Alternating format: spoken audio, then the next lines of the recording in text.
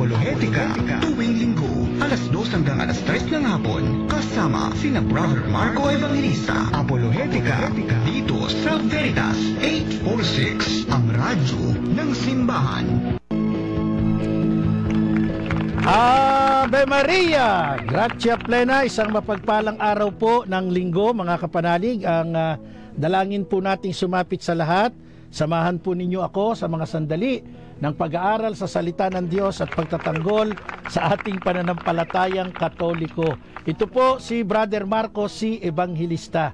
At tayo po ngayon ay nag-iisa sa ating palatuntunan. Nagkaroon ng konting conflict dun sa mga kausap nating nagiging guest. So nagkamali ako ng date na akala ko ngayon sila darating, yung pala sa susunod na mga linggo pa. Kaya hindi tayo nag-invite ng iba. Anyway, maraming salamat po at alam ko naman na ako isasamahan ninyo sa mga sandali ng ating pag-aaral at pagtatanggol sa pananampalatayang Katoliko. Anyway, nandito naman si Engineer Marlon San Diego, ang ating technical side. Siyempre si Brother Romar Bendo, ang ating production assistant. Kaya hindi tayo nag-iisa. Magkanya-kanya kami ng booth dito. Ayan. So mga kapanalig, bago ako magsimula, nariyan po sa parokya ng Santo Tomas de Villanueva sa Pasig City ang mahal nating kaibigan, partner, ang ating mahal na brother, Professor Jose Santos Jr. Brother Jun, mabuhay ka. Siyempre kasama mo dyan si Father Reynaldo Reyes, ang kura paroko, at yung mga Catholic elders natin na umattend ng iyong recollection. Maraming salamat po sa inyong pakikiisa dito sa ating programa. Of course, shout out din po sa grupo ni Brother Arnel Borromeo, yung tinatawag nating Catholic Defenders Riders Club. Ito yung mga riders na ang kanilang objective is not only to ride, bumiyahe ng bumiyahe, but also to defend our faith. Ito yung grupo ng mga kalalakihang ang intention talaga ay ipaliwanag din ang mga kaalaman tungkol sa ating pananampalataya.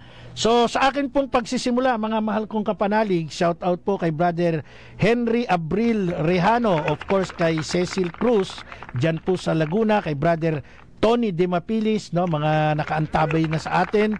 Siyempre po sa iba pang mga kapanalig natin. Ngayon po ay tinatawag nating Palm Sunday, linggo ng palaspas. Kaya pag bumati tayo, Blessed Palm Sunday, yun ang sabi. Pero sa iba pang tawag, ito po ay kinikilalang Passion Sunday, Passion Sunday, sapagkat ito yung pagsisimula ng ating Holy Week, Ito yung simula ng ating pagninilay, pagmumuni sa buhay, sa kamatayan, sa paghihirap at muling pagkabuhay ng ating Panginoong Hesukristo. Paghihirap, kamatayan at muling pagkabuhay, yung tinatawag na Paschal Mystery. Ngayon, bago ako nagprograma, napansin ko yung isang post ni Brother Hamsky Ray Benya. Nakita niya dun sa pag-attend niya ng misa, merong isang tao na may daladalang sandamakmak ng mga palaspas, isang bungkos Pagkatapos winawagayway na gano'n, at nagpapabless. So medyo na-alerto yung ating kaibigan dahil sabi niya, bakit isang tao lang ito pero isang bungkos yung dala? Nag-comment naman itong si Jezreel Kainong, sabi niya, baka naman ibibenta yan, Brother Hamsky Ray. Ako, mukhang duda ko, ganun din. Alam po ninyo, mga kapanalig, ang palaspas po, dapat individual dinadala natin. Individual tayong gumugunita sa pagsalubong sa ating Panginoong Hesukristo, bilang ating hari.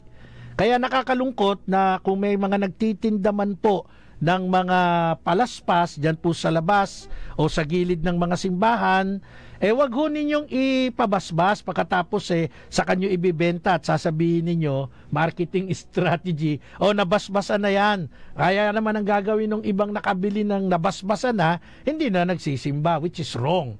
Kailangan po tayong mag-observe, umattend, ng buong misa.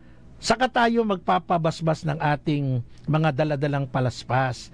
At isang bagay pa po, ang palaspas po, mga kapanalig, hindi po ito lucky charm, Hindi po ito agimat, hindi po ito pampaswerte. Hindi nga natin ginagamit yung term na pampaswerte, Sa simbahan, bawal yan. There is no such thing as swerte. meron grasya ng Diyos. So kung kayo po ay pupunta ng simbahan ngayon, araw ng Palaspas, individually, may dala tayo, umattend tayo ng misa, pabasbasan natin, pag uwi ng bahay, ilagay natin sa tamang lugar, sa altar, yung iba doon sa harap ng pinto, okay din yon para pagpapakilalang tayo Christian, Catholic Christians, no? Kasi wala namang palaspas yung ibang sekta eh. Tayo lang Catholic, no? So, ito'y pagpapakita natin bilang sumasalubong kay Jesus. Hindi ho para tayo ay magtaboy ng mga multo, ng mga aswang, mga impakto, o kung ano mga kinatatakutan natin. Mali po yun. At lalong hindi po ito agimat. Tandaan nyo yan.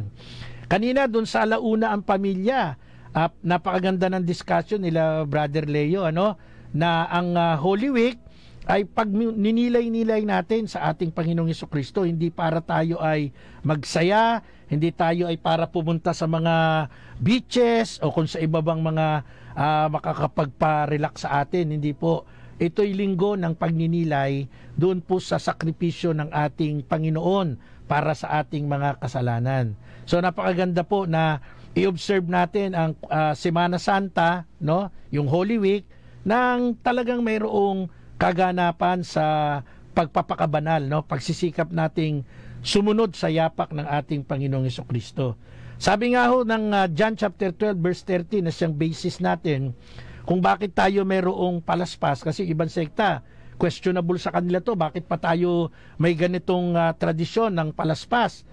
Tayo po ay sumusunod lamang dun sa mga tagpo ng ating Panginoon, at ito naman ay biblical, at ang mga eventualities nito magandang reflection din para sa atin. Sabi ho nung John chapter 12 verse 13, they took branches of palm trees and went forth to meet him and cried, Hosanna, blessed is he who comes in the name of the Lord.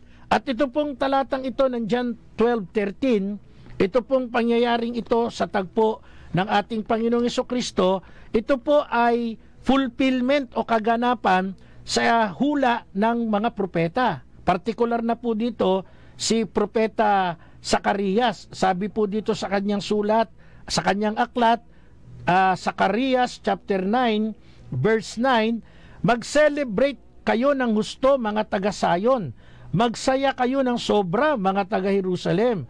Tingnan ninyo, ang hari nyo ay parating na, nanalo siya at nagtagumpay.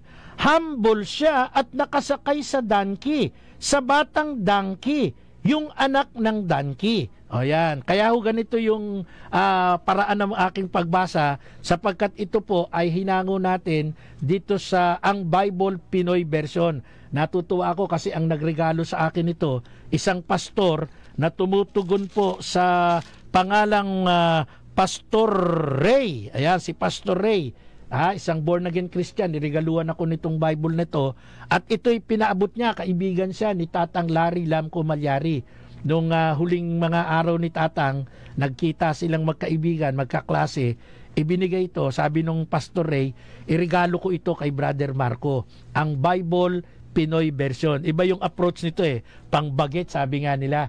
Pero yung iba kinikriticize to kasi hindi daw maganda. Pero ito naman po ay dumaan sa pagsusuri ng mga dalubhasa sa pagsasali ng Bible Kasi nga sabi napapanahon ang takbo ng mundo, o iba-iba ang panahon ng mundo, sumasabay po ang mabuting balita para mas ma-appreciate ng mga kabataan. So yun yung sinabi dito sa ating binasa sa Zacarias chapter 9 verse 9. Meaning to say, tayong mga Katoliko, yung tagpo doon sa pagdating ng Panginoon, papasok niya ng Jerusalem na nakasakay sa isang asno o donkey, ginugunita natin. And then, sa mga susunod na araw, yung mga eventualities, yung mga pagbabago, mga pangyayari, ino-observe din po natin, di ba? Kaya meron tayong Holy Week. Ngayon, sinalubong natin ng Panginoon bilang ating hari sa kanyang matagumpay na pagpasok sa Jerusalem. Sa mga susunod na araw, magiging Judas na tayo. Kasi, nandiyan yung pag-alaala natin sa ating mga pagkakasala, yung ating pagkakanulo sa Panginoon. Magiging katulad tayo ni Pedro, na kunwari, talagang supporter tayo ng Panginoon. Pero pagdating ng kagipitan, tatalikod tayo sa Panginoon. Magiging kagaya tayo ng mga taong sumisigaw ng Hosana sa kaitaasan, pero kalaunan sisigaw din tayo, patayin si Jesus at ipako sa krus.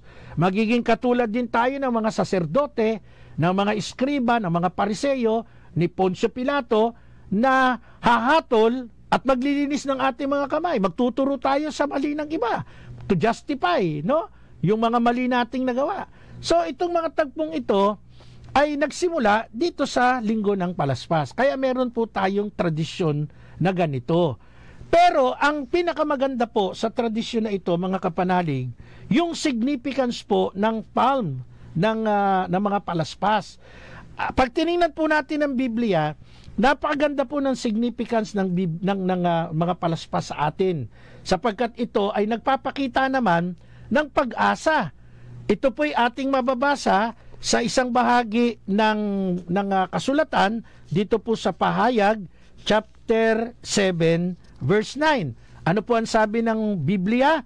Pagkatapos nito'y nakita ko ang napakaraming taong di kayang bilangin ni numan. Sila'y mula sa bawat bansa, lahi, bayan at wika. Nakatayo sila sa harap ng trono at ng kordero, nakadamit ng puti at may hawak na mga palaspas. Ito po yung ating pagninilayan, ito po ang ating lalalimin palalo upang tumibay ang ating pananampalatayang Katoliko. Mga kapanalig, binasa ko Pahayag chapter 7 verse 9. Ito po yung significance ng palaspas.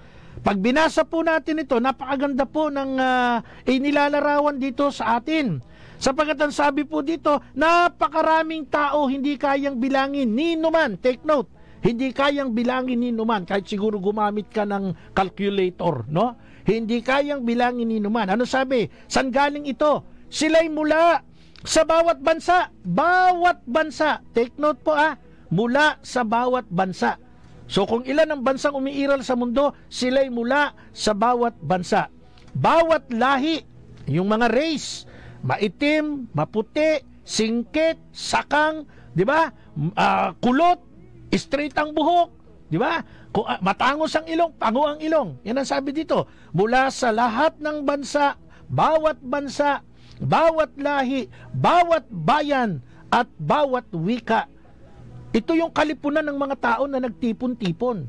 Saan sila nagtipon-tipon? Nakatayo sila sa harap ng trono at ng kordero. Sino yung kordero?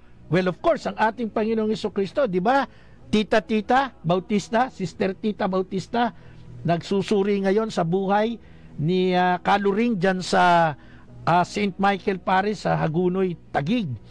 Yung ating magiging future Filipina Saint, si Sister Luring. Ayan. Anong sabi ng Bible? Nakatayo sila sa harap ng kordero, ang Panginoong Jesucristo, sa ating Diyos na nakaluklok sa trono. Nakatayo sila doon. Ano ang hawak ng mga taong ito mula sa iba't ibang bansa, lahi, bayan at wika? Nakadamit sila ng puti at may hawak na mga palaspas. Yan. Kaya ako, minsan pagka meron akong kausap na ibang sekta, they are questioning yung tradisyon natin sa palaspas. Sabi ko, baka hindi nyo binabasa yung Pahayag 7:9, inilarawan dyan. Pagdating ng araw, ang haharap sa kordero, sa trono, ay mga tao mula sa iba't ibang bansa. In short term, Catholic. Ano ang patunay? Nakadamit ng puti, ibig sabihin ng puti ay purity, malinis. At anong hawak? May hawak na mga palaspas. Yung ibang sekta, baka bigyan mo ng palaspas, itapon sa iyo, baka masunog ang mga kamay. Ayaw nila sa palaspas. Yan po ang significance sa Bible ng palaspas. That we treasure, tayong mga Kristiyano Katoliko, na mula sa iba't ibang bansa, lahi, bayan at wika. Yan ang paglalarawan mismo ng Bible. Now, ano po ba ang kahulugan ng palaspas para sa ating mga Katolikong Kristiyano? No? Sa totoo lamang po, ang palaspas po ay simbolo po ng martyrdom. Kaya nga ang Panginoong Jesucristo, yan ang sinalubong sa kanya. Bakit? Kasi after nung kanyang ng welcoming sa kanya, no, sa pamamagitan ng mga palm trees, no, ay ipinakita niya ang kanyang pagpapakasakit, ang kanyang pagiging martir. Walang kasalanan, pero siya'y namatay para sa atin. Kaya ang palaspas, ang kahulugan po nito sa atin ay simbolo ng martyrdom, ng pagiging martir, no? Sapagkat ito'y nagpapakita na tayo ay handang mamatay para sa ating Panginoong Hesus, handang mamatay, magbubo ng ating buhay sa pagsunod sa Panginoong Hesus. Kaya yung ating dalawang martir o dalawang santong Pilipino, of course, nakaranas din ng pagiging martir. Si San Lorenzo Ruiz ng Maynila at si San Pedro Calungsod ng Cebu. Tingnan ninyo yung kanilang mga image. May hawak silang mga palaspas kasi ang simbolo nun, martyrdom, pagiging martir. Di bagat ang kwento ng buhay nila? Pinahirapan si San Lorenzo sa Japan hanggang sa namatay. Ganon din ang nangyari kay San Pedro Calungsod, di ba? Namatay din. Dala-dala ang pananampalatayang Kristiyano-Katoliko na kilala sa iba't ibang bansa, lahi, bayan at wika. Yan yung sinasabi ng pahayag 7:9. So, itong palaspas, importante sa atin sapagkat ito'y nagpapakita ng ating pagtanggap sa Panginoon sa kanyang pagdating. Ito rin naman ay nagpapakita, no, mga kapanalig, ng ating pagiging handa, no, na maging followers of Jesus. At ito nga ay isa sa mga bagay na makikita natin sa Pahayag chapter 17 verse 6. Anong sabi ng Biblia? Basahin ko po. Pahayag 17:6. At nakita kong ang babaeng ito'y lasing sa dugo ng mga hinirang at sa dugo ng mga martir, ang mga pinatay dahil kay Jesus. Ano daw ang mga taong handang mamatay para sa Panginoon? Sila'y mga martir, ang pinatay dahil kay Jesus. Kaya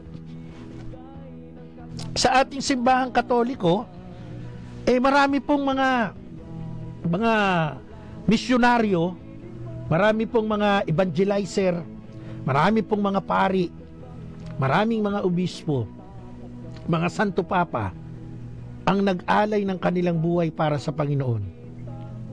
Uhaw ang mundo, uhaw ang mga anti-Christ sa dugo ng mga taong martir, sa dugo ng mga taong handang mamatay para sa Panginoong Hesukristo. Magbanggit kayo sa akin ng isang kilalang sekta sa buong mundo, partikular dito sa Pilipinas. Magbanggit kayo sa akin ng isang sekta na meron silang ipipresentang ministro o pastor nila na namatay para sa Panginoon, pumunta sa mga mapanganib na lugar, naging misyonaryo, pinatay ng mga hindi kumikilala kay Jesus. Magbanggit po kayo sa akin. Magbanggit. Pero sa atin sa simbahang Katolika, kaya sandamakmak ang ating mga santo, ang ating mga martir. Kasi hindi tayo natatakot sa ating pananampalataya na ipagbantog ito, ito'y ituro, ito'y ipakalat. Bakit? Yun ang sabi ng Panginoon sa Mateo chapter 28, di ba? Sabi niya, humayo kayo at gawin niyong alagad ko ang lahat ng bansa. Kaya pala sabi ng pahayag 7:9, nagmula sa lahat ng bansa. Kasi yun pala yung instruction ng ating Panginoon Humayo kayo sa lahat ng bansa, ipahayag niyo sa lahat ng bansa. Kaya sa kasaysayan ng Iglesia Katolika, ito ang tanging simbahan na maraming dugo ang tinubos ng mga misyonaryo, ng mga nagpapahayag ng mga mabuting balita tungkol kay Kristo. Yan ang isang bagay na tatak, no, ng tunay na simbahang kay Jesus. Magbanggit nga kayo sa akin ng isang kilala. Wag tayong lumayo, wag na yung buong mundo. Dito na lang sa Pilipinas. May kilala ako, di ba, nagpapakilalang appointed son of God, si Apollo Kibuloy. Binabaan na ng arrest order ng Senado. Sa halip na ipakita ang kanyang kababaang loob at sumuko sa ngalan ng batas. Ano ang ginawa? O di ba hanggang ngayon nagtatago? Akala ko ba appointed son ka, pinagyayabang mo, ikaw may-ari ng mundo? Akala ko ba pinagyayabang mo, ikaw may-ari ng mga kaluluwa? Ha? Pati lindol, kaya mong patigilin. Stop! O ngayon, meron kang warrant of arrest, nagtatago ka. Mang Apollo Kibuloy, lumutang ka kung totoong ikaw ay appointed son of God na magkaalaman. Kaya sabi ni Senator Risa Hontiveros, hindi mo po pwedeng i-ignore ang Senado. Okay, tamo na. Ang Panginoong Jesucristo, nagdasal sa halaman na ng Getsemani.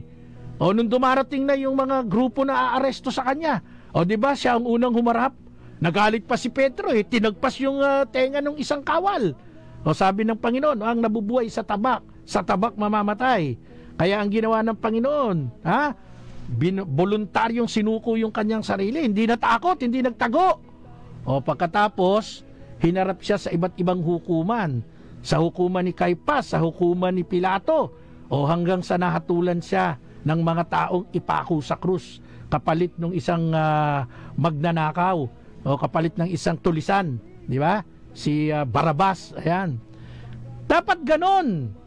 O nasan ngayon yung mga tagasunod ni Apollo Kibuloy? Nag-post pa yung isa, nakalimutan ko yung pangalan. Nag-post pa na nagbalik alaala daw sa kanila yung 2,000 nakararaan na ng ating Panginoong Jesucristo ay inusig, namatay, ganyan. At ikinumpara kay Apollo Kibuloy, ang kakapal ng face nyo, ang layo-layo naman. At hindi pwedeng ikumpara si Apollo Kibuloy, na nagtatago sa batas ngayon ng Senado under the warrant of arrest ng Senado. Ang layo-layo sa Panginoon, tapos ang kakapal ng face nyo, ikukumpara nyo ang kasaysayan daw 2,000 years ago, naulit kay Apollo Kibuloy. Ngek-ngek nyo. Aba, mga kapanalig, itong tagpo natin ngayong linggong ito ng palaspas, isang magandang pagkakataon po na tayo ay magsuri ng ating sarili tungkol sa ating pananampalatayang Katoliko. Kasi ang dami-dami sa atin, lumulutang lang pagka panahon na paramihan ng mga susulpot na kabuti. O pag Ash Wednesday, pag Simbang Gabi, ayan, ngayong araw ng palaspas, nominal Catholic. Dapat tulungan natin ang bawat isa na tayo ay mag-preserve ng ganda ng ating pananampalatayang Katoliko. Mga Protestante, banat ng banat, kayo mga Katoliko, bakit kayo may palaspas? Abay, basahin ninyo sa kanila yung pahayag 7:9. Nakatayo sa harap ng trono at ng kordero. Yung kordero si Jesus. Mga nakadamit ng puti at may hawak na palaspas. Ang magtatagumpay pala, ang haharap pala sa kordero pagdating ng araw, ay yung mga may hawak ng palaspas. Pero kuidaw ka, hindi agimat ang palaspas, Baka porke narinig nyo sa akin to, bumili kayo ng sandamakmak na palaspas. Sigurado na ako dito, harap ako sa kordero. Hindi! Kailangan meron tayong pagninilay sa buhay natin. Yan ay mga material lang na simbolo ng ating pagiging tagasunod ni Jesus. Pero hindi tayo dyan nakabatay. Lagi tayong nakabatay sa awa habag ng Diyos. Lagi tayong nakabatay sa ating mga mabubuting gawa. Kaya nga pag panahon ng Kwaresma, lalo na ngayong panahon na ng Holy Week, Semana Santa, dapat doble yung ating eagerness na tumulong sa iba. Yun ang instruction ng Panginoon pakainin ng mga nagugutom, painumin ng mga nauuhaw, bigyan ng damit ng mga hubad, dalawin ng mga may sakit, dalawin ng mga bilanggo. Meron tayong corporal works of mercy, meron tayong spiritual works of mercy, Kailangan i-practice natin yan. Doble dapat ngayong season na ito ng ating Semana Santa. Tayo po ay nasa ikalawang bahagi na ng ating programang Apolohetika. At ito po ay umiere sa ating himpilan ng simbahan Radio Veritas 846 sa loob ng 17 taon. Salamat po sa Diyos. Yung 16 years of course ay ina-acknowledge pa rin talaga natin si Tatang Larry Lamco Malyari.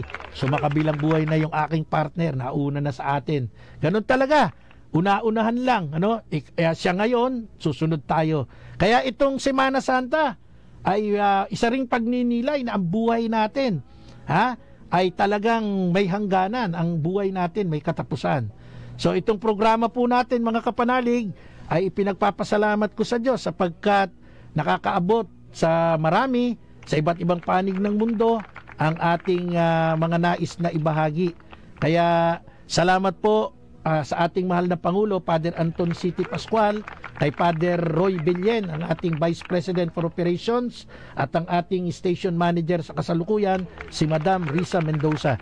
Of course, kasama natin yung ating technical side, si Engineer Edgar Bernardo, at yung ating production assistant. Nawala si Romar. Brother, pakilagay mo nga yung pangalan mo dyan sa screen para ma-acknowledge naman kita. Mahirap nang hindi ako mag-acknowledge ng mga kasama natin. O si John and Romar. Ayan. Nawala na si Romar. Nasaan si Romar? Ayun pala. Kaya puro magagandang lalaki na iiwan dito pag ganitong oras eh. Andiyan pa si Engineer Marlon? Andiyan pa? Ayun, no? Pinakamagandang lalaki sa atin yan. Pilihin ng Diyos. Okay. So mga kapanalig, ito po, no? Nais nating bigyang diin. Sa totoo lamang po, ang ating pananampalatayang Katoliko ay perpekto eh. Unfortunately, tayo mga Katoliko mismo, nakakalimot tayo kung paano natin ipipreserve ito. Nagiging, tayo yung sunod sa agos na lang eh. Pagka panahon ng ganito, dapat pumunta ng simbahan. Then after that, mawawala na naman. Ito na naman, palaspas na naman, sulputan na naman, tapos mawawala na naman. Alam po ninyo, pagpasok po ng tinatawag nating Semana Santa o Holy Week, ang simbahan po natin nag-i-encourage sa 3 mahalagang araw sa liturhiya ng simbahan. Kasi marami ho tayong mga kapatid sa simbahan, uma-attend ng iba't ibang mga popular devotion. Uma-attend ng Via Crucis, yung Station of the Cross, uma-attend ng mga pilgrimage, no, iba't ibang mga simbahan pinupuntahan kung saan-sang bahagi ng probinsya. Tayo yung uma-attend ng mga pabasa, no? Ano pa ba? Marami pang mga tinatawag tayong Lenten popular devotion na ginagawa. Pero magkaminsan sa sobra ng dami ng activity na ginawa natin prior dito po sa Semana Santa, yung 3 mahalagang araw ng Semana Santa, yun ang nawawala sa atin, hindi natin na we will observe. No, ano yan? Yung tinatawag po nating Triduum. 3 araw po ito, nagsisimula po ng Huwebes Santo, Biyernes Santo at yung Sabado de Gloria bilang paghahanda sa Easter Sunday. Alam po ba ninyo na importante na tayo pumunta ng ating mga parokya, ng sarili nating mga parokya para humakiisa sa araw ng Huwebes, sapagkat dito po ay iginugunita natin ang pagtatatag ng Panginoong Jesucristo ng sakramento ng misa o ng Eucharistia. At the same time, the same celebration ay ginugunita rin po natin ng Monday, Thursday, yung institution of the Holy Orders, yung ating mga kaparian. Kaya ho, sabi ng ating mga obispo ng Catholic Bishops Conference of the Philippines, yung 3 mahalagang araw sa liturhiya ng simbahan, sa kalendaryo ng simbahan, importante pong ino-observe natin. Unfortunately, dahil tayo nga ay masyado nang na-focus sa mga activity prior dun sa Holy Thursday, hindi na tayo nagpupunta ng mga parokya natin, which is very wrong. Kailangan nasa mga parokya tayo sa araw ng Huwebes, no? Yan po yung bahagi ng Triduum. And then yung Good Friday, no? Walang misa, pero ino-observe natin ang katahimikan. O yung Huwebes Santo ay nandoon tayo sa pagtatanod ng Eucharistia, di ba? So pupunta tayo ng mga simbahan, 7 simbahan, tinatawag nating bisita iglesia. Huwebes ng gabi, ginagawa po natin yan. I-observe natin yon. Tayo ay pumunta sa 7 parokya, makibahagi tayo dun sa pagtatanod, no, sa mga tabernakulo na ito'y pagsisimbolo natin ng pagsunod talaga. Dun paniniwala natin ang Panginoong Hesus nasaan yung tinapay.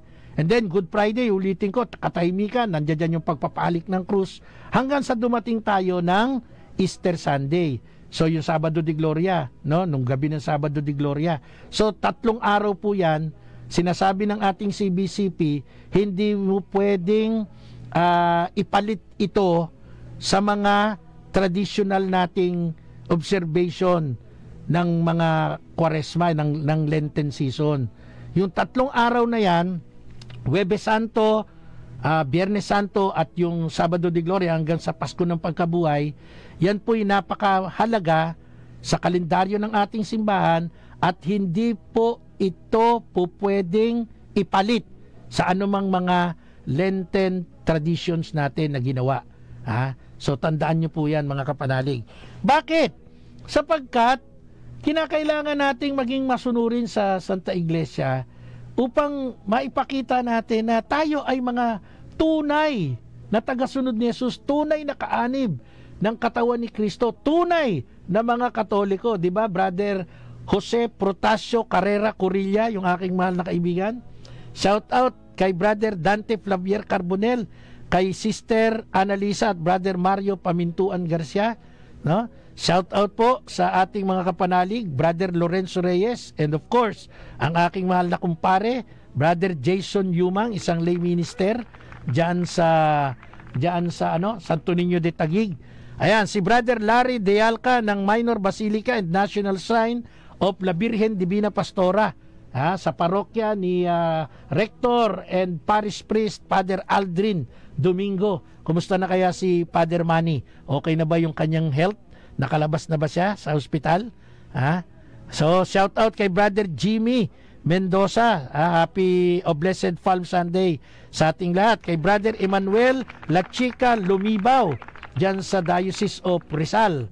Brother Emmanuel La Chica Lumibaw, isa ring masugid na Catholic faith defender diyan sa lalawigan ng Rizal. John Paul Nabal, shout out, no? Siyempre sa ating mga kapanalig na nakasubaybay sa atin, sa mga nanonood po sa atin sa ating official Facebook, ang DCRB, subaybayan natin yan.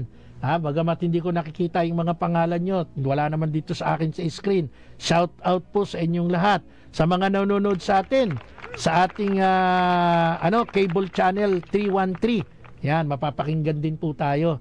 So mga kapanalig, ngayon pong Semana Santa, nais kong tutukan natin yung ating mga tamang practice bilang isang Katoliko. At lagi ko pong ini-insist yung rekomendasyon mismo ng ating mga obispo. I-observe natin yung Triduum, Huwebes Santo, Biyernes Santo, Sabado de Gloria hanggang sa Pasko ng Pagkabuhay. Para talagang itong ginawa nating pagsalubong sa Panginoon, dala-dala yung ating mga palaspas, maging makatuturan, no? Uulitin ko, ang Kwaresma, lalong-lalo na ang Holy Week, no, yung tinatawag nating Semana Santa, ay paggunita sa Panginoon, hindi po pag-i-enjoy, hindi pagliliwaliw kung saan nyo gustong pumunta. Basagin natin yung mga ganyang trip ninyo. Sabi ni Brother Richard Paa, 3-in-1, 3 days in 1 mass only. Ayan, yung araw po ng Huwebes. Kaya importanteng nanonood tayo. Importanteng ino-observe natin ito. Ayan. Siyempre, ang aking mahal na kaibigan at napakagaling na bone setter diyan sa Gapan, Nueva Ecija, si Brother Jess De Jesus. Alam nyo, pag ako merong mga tinatawag na frozen shoulder, laging sumasakit tong kanan ko, hindi ko maiangat to. Pupunta lang ako ng Gapan, Nueva Ecija. Ay, kilalang kilala dyan. Yan ang nagmamasahe sa mga mga prominenteng tao dyan Si Brother Jess De Jesus, hanapin lang po ninyo, pagtanong nyo. Alam nyo yung Winston Defo, along dyan sa bago dumating ng Gapan proper, may Winston Defo dyan. Sa lugar na yan, pagtanong nyo lang si Brother Jess De Jesus. O kaya, kahit itanong ninyo kay dating mayor at ngayon ay congressman, ano ba yung pangalan ng congressman nila dyan? Yan ang kanilang bone setter, magaling. Sister Karen de los Santos, si Sister Karen dyan sa Bungabon, Nueva Ecija. At syempre kay Brother Ranel Soma, happy Palm Sunday, blessed Palm Sunday sa mga kapanalig natin. Okay, alam po ninyo, meron tayong pananampalataya na kailangan nating i-preserve. Meron tayong pananampalataya na kailangan nating ingatan. Meron tayong mga pananampalataya sa simbahan na hindi natin dapat bigyan ng maling kahulugan. At binibigyan din ko ngayong linggo ng palaspas. Ang palaspas po, mga kapanalig, tatak ng ating pagiging martir. Ibig sabihin, we are willing to die for our Lord Jesus Christ. Hindi po ito agimat. Hindi po ito pantaboy ng mga demonyo o ng mga impakto. Kaya wag nyo itong gawing anting-anting. Ito pong palaspas ay tatak that we are willing to follow Jesus. Anumang mangyari. Sapagkat yan yung binasa natin dito sa Pahayag 17:6, ang dugo ng mga martir. Kaya uulitin ko, si San Lorenzo at saka si San Pedro may hawak na mga palaspas kasi handa sila, no? Ibinigay nila ang kanilang buhay sa ngalan ng Panginoon. So yun ho ang ating layunin dito, di ba, Brother Arnel Bustamante at kay Brother Crispin Abes Galang. So mabuhay kayo. Wala akong company ngayon dito sa program. Bukod dun sa ating mga technician at sa ating PA. Kasi yung ating bisita hindi ko naayos yung schedule. Nagkamali ako. So dito po, mga kapanalig, tandaan natin na ang ating sinasampalatayanan ay ang Diyos na naging tao. Itong ating sinasalubong is not an ordinary man. Si Jesus po ay hindi ordinaryong tao. Kaya nga from the very start, di ba? Doon sa simula ng Ebanghelyo ni Mateo, ano ang sabi ni Mateo sa paglalarawan sa ating Panginoong Jesucristo? Ano daw ang ating Panginoong Jesucristo dito sa Mateo chapter 1 verse 23?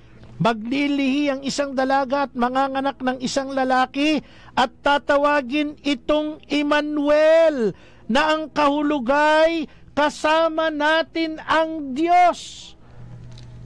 Yun pong sinalubong natin, dala-dala ang mga palaspas, hindi po yan ordinaryong tao. Hindi po yan ordinaryong kung sino lang na prominenteng tao ng lipunan. Hindi ito artista o politiko, di ba, Brother Doy Pahardo? Ang sinalubong natin, ang sinasalubong natin, Emmanuel, ang kahulugay, kasama natin ang Diyos. Paano nating nakasama ang Diyos? Di basahin natin yung Ebanghelyo ni Apostol San Juan. Di ba, dun sa chapter 1, napakaliwanag ng kanilang inilalarawan dito ng Apostol San Juan. Anong sabi ng John chapter 1 verse 1? Sa pasimula pa'y naroon ang salita, kasama ng Diyos ang salita, at ang salita ay Diyos. Ano daw yung salita? Ang salita ay Diyos. Ngayon, anong sabi ng Mateo chapter 1 verse 23? Ipanganganak ng isang dalaga ang isang lalaki, tatawaging Emmanuel, ang kahulugay, kasama natin ang Diyos. Punta natin yung John chapter 1 verse 1. Ang salita ay naroon na, ang salita ay Diyos. Paano nating naging kasama ang Diyos? Paano naging Emmanuel? Di basahin natin yung verse 14, John chapter 1. Naging tao ang salita at siya'y nanirahan sa piling natin. Naging tao ang salita. Ano ang salita? Diyos. Ano nangyari? Naging tao ang salita, naging tao ang Diyos. Kaya totoo yung sinabi sa Ebanghelyo ni Mateo. Emmanuel, ang batang isisilang ng isang dalaga na ang kahulugay, kasama natin ang Diyos. Ako, mga kapanalig, no, nasa huling bahagi na agad tayo ng ating programa. At salamat sa Diyos, no, at kayo po ay nariyan kasama ko sa ating programa for the past 17 years. Shout out kay Engineer Alan Villar. Welcome back, welcome home. Galing sa Amerika, galing sa Canada. Ganon din si Father Hernan Mendoza. Nagbakasyon sa Amerika at pakaraan ay pumunta ng Canada. Ngayon pauwi na ng Pilipinas. Welcome back, welcome home po sa inyong dalawa, Engineer Alan Villar and Father Hernan Mendoza. Pero hindi sila magkasama. Pinagsabay ko lang ng welcome home. Yan. Sa aking inaanak, Jason Espinosa Mamawal ng Tarlac City. Ito ay laking Don Bosco to. itong anak kong to, magandang lalaki to. Siyempre, ang kanyang may bahay, si Lorraine, no? Mabuhay kayong dalawa dyan sa Tarlac. Okay. So mga kapanalig, wini-welcome natin ngayong linggo ng Palaspas ang Panginoong Hesus. Sa ating pananampalataya, ang Hesus na ito ay hindi po ordinaryong tao lang. Kasi bago ako dumating sa programa kanina, nag-scroll ako nung aking Facebook. Naku, nakakita na naman ako ng mga programang hindi Diyos si Jesus, tao lang. Alam po ninyo, kung si Jesus na winelcome natin ay tao lang, Brother Jong Katsi Ibana, kawawa naman tayo. Paano tayong ililigtas ng tao lang? No? Pagkatapos si pangangatwiran, hindi, tao lang talaga yan kasi siya nagsabi. Hinahanap niyo ako, ako'y tao lang, sabi. Minsan yung mga teksto ng Biblia, pagka ang nagbasay angat, magkakabalay-baligtad na. Hindi na papunta sa tamang direksyon. Maliligaw na tayo. Sabi ng ating Apostol Mateo sa kanyang sulat, 123 ng Matthew, isisilang ang isang sanggol na laki, ang lalaking ito ay tatawaging Emmanuel, ang kahulugan, kasama natin ng Diyos. Paano natin nakasama ang Diyos? Isinilang At ito'y pinagtibay ni Juan, chapter 1, verse 1, ang salita ay Diyos. 1:14 ng Juan, naging tao ang salita. At itong taong ito, hindi po basta isinilang. Sabi nga po ng ating banal na kasulatan sa Pilipos chapter 2, verse 6 to 8. Naway magkaroon kayo ng kaisipan ng tulad ng kay Kristo Jesus, kahit siya'y likas. Pag sinabing likas, yun yung naturalesa, no? Na-earn yan ng nature, naturalesa. Hindi yan nakukuha ng kung saan. Kahit siya'y likas at tunay na Diyos. Sabi ni Apostol Pablo sa Pilipos, ano daw yan? Siya'y likas at tunay na Diyos. Hindi niya ipinagpilitang manatiling kapantay ng Diyos, sa halip, kusa niyang hinubad ang pagiging kapantay ng Diyos at naging katulad ng isang alipin. Pinanganak siyang tulad ng mga karaniwang tao. At nang si Kristo'y maging tao, nagpakumbaba siya at naging masunurin hanggang kamatayan. Maging ito man ay kamatayan sa krus. Sister Pauline Bianca Carlos, Sister Bobilina Silva. Itong ating sinasalubong ngayong linggo ng Palaspas, hindi tao lang. Ito'y Emmanuel, sumasa atin ng Diyos. Ito'y tao. Ito'y tunay na tao. Ito'y tunay na Diyos. Maraming hindi nakakaintindi niyan.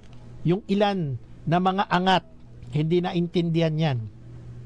Pero sa ating pananampalatayang Katoliko, maliwanag po, pinagtitibay na mainam na ang ating Panginoong Jesucristo ay tunay na tao. Tao! At tunay na Diyos. Sabi ng Catechism of the Catholic Church, number 480. Excuse me po. Jesus Christ is true God and true man in the unity of His divine person. For this reason, He is the one and only mediator between God and man. Jesus Christ possesses two natures, one divine and the other human, not confused but united in the one person of God's Son.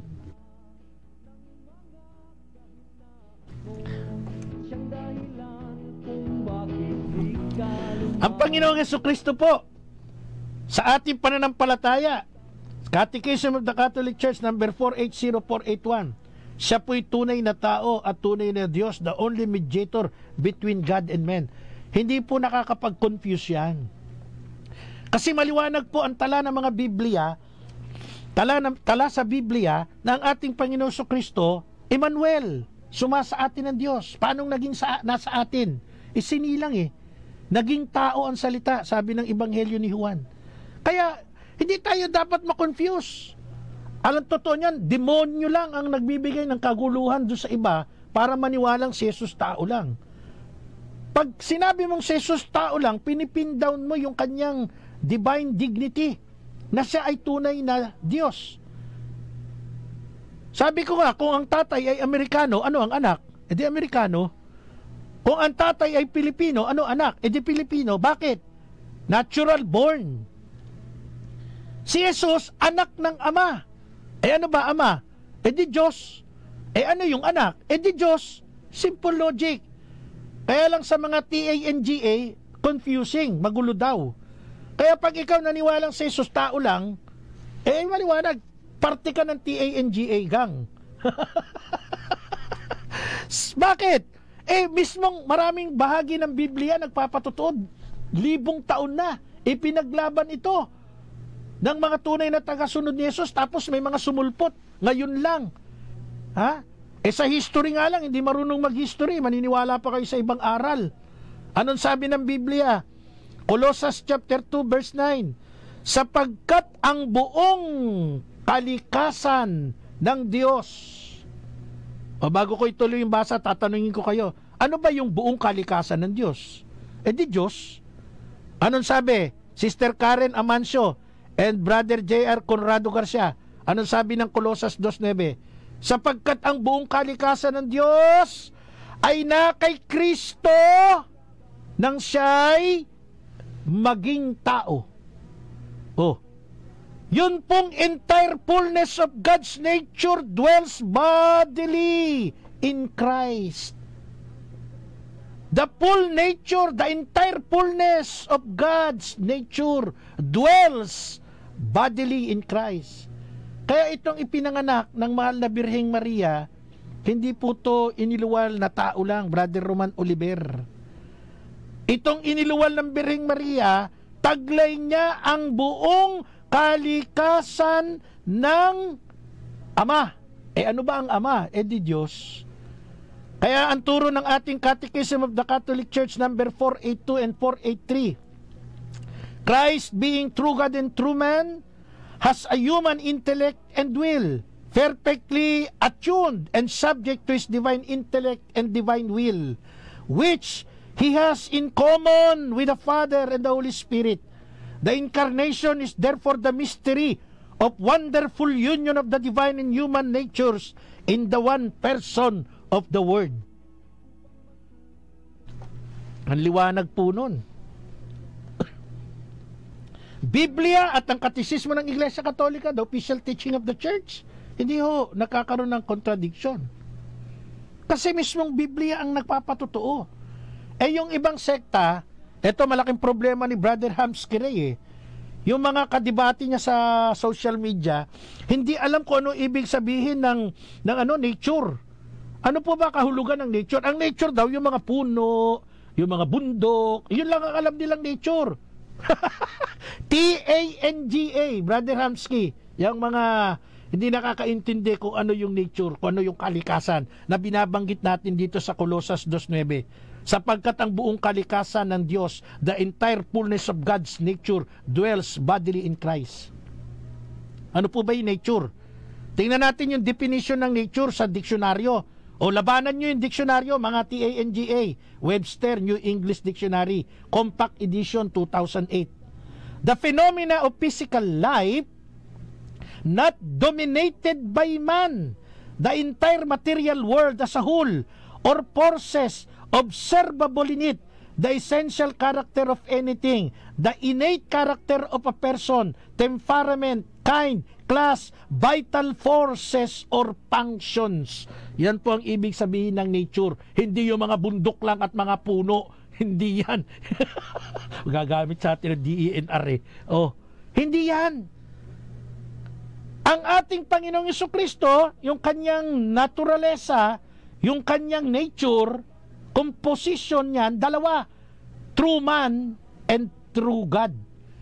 Kanina ba yung desisyon ng galing? Sino ba nagsabing itong isisilang ng Birheng Maria ay tunay na tao at tunay na Diyos? Eh di basahin natin yung Colossus 1.19, ipinasya ng Ama na ang kanyang kalikasan, ano ba kalikasan ng Ama? Eh di Diyos nga, ay manatili rin sa anak. For it is pleased the Father that in Him should all fullness dwell. Kaya sabi ng Catechism of the Catholic Church, number 479, at the time appointed by God, the only Son of the Father, the eternal Word, that is the Word and substantial image of the Father became incarnate without losing his divine nature. He has assumed human nature.